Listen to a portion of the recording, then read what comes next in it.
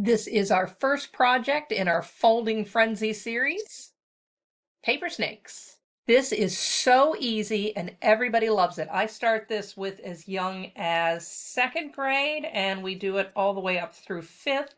But of course, this can be an element in all sorts of 3D paper construction all the way up through high school.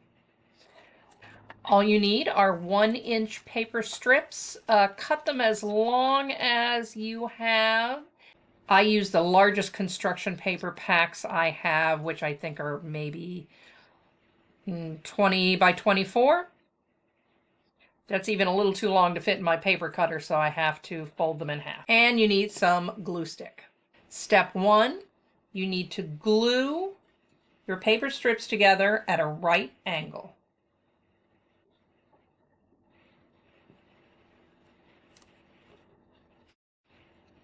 Now, you want to do this holding it against the table. Students often want to pick it up, and when they do that, they end up rolling it in a ball. So teach them how to do it flat on the table when they first get started. And then when they really get the hang of it, then they can pick it up. But you're going to take the bottom strip and fold that across the top. And the bottom.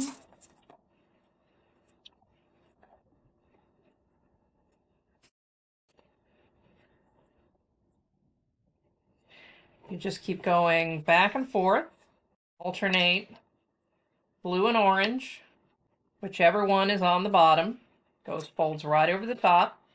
Once you've really got it going, then you can pick it up in your hands.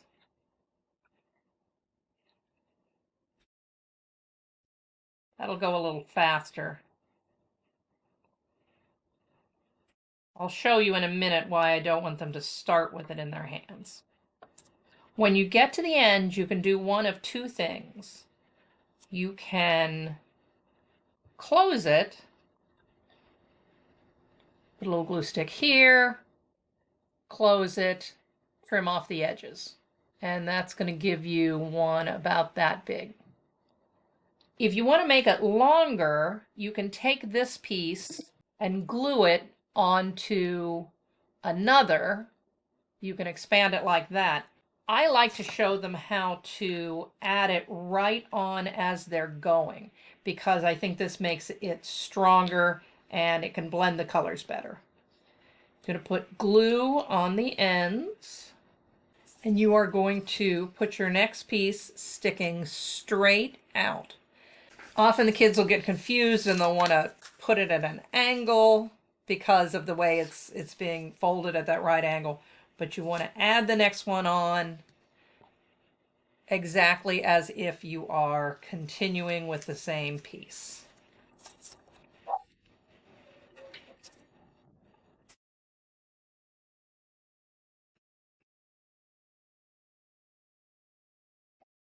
When it starts getting really long, it's going to be impossible to keep it all in a stack.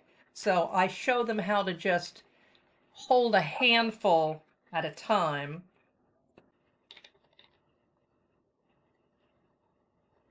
You're just going to glue it closed.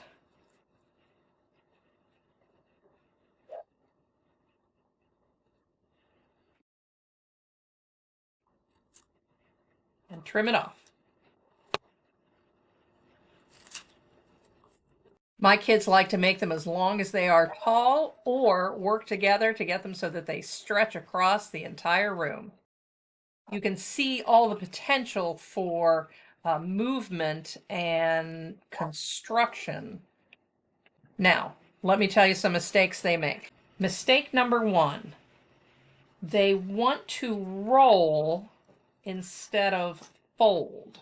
So you'll get them started, and then they'll pick it up in their hands, and then they'll keep turning it all the way over, going around twice. This comes from picking it up in your hands too early. And what they end up with is not a spring that opens up, but a roll that's all tied together. So I back it up with them. and really coach them to keep it flat on the table until it is big enough that they really can't make that mistake because it's just too thick. The next most common mistake is they want to fold it backwards at the same time. They're going, you know, blue, red, blue, red, blue, red, but they're folding it out and back, folding it out and back without actually connecting the two pieces, because they're doing, instead of doing red, red, instead of doing red, blue, they're doing red, red, blue, blue. And so they think that they're doing the right thing, but then when they bring it to me, the whole thing falls apart and they don't understand why. So you really want to, you know, help them red, blue, red, blue, pull it through all the way, and don't go back over with the red again until you go over with the blue. The third mistake they make is just sloppiness. They don't put it on straight. They're not careful about straight folding, you know, going as fast as they can, getting it all angled. Sometimes they just go really loose. What I tell them for all the Folding Frenzy projects is craftsmanship is important. If they are not taking the time to go slowly and fold everything carefully, they're just going to end up with a mess. So you can see technically this worked, but it's just not as good as one that is done folded carefully on straight right angles. So go slow, take your time, make sure your glue is dry. So they'll be working with it, stretching it out, and they'll find they have a break because they have not adequately glued it down. It is very easy to fix just going backwards. Often when I see them stretching them out and I can see that there is a space where there shouldn't be, I will help them get everything glued back together. Counting to 10 rule is good, but it's hard on such an exciting project to get them to wait till the count of 10. There you go, all fixed. And if you look closely, you can see this really isn't correct in that it's not springing out the way it should, but in something that is so long, having a join that is not fully flexing is a small consideration. So have fun folding and look for my other folding projects. I think there's going to be about 8 demonstrations. And in addition to the individual demonstrations, be sure to watch my Folding Frenzy video, which shows how we put this all together in the classroom.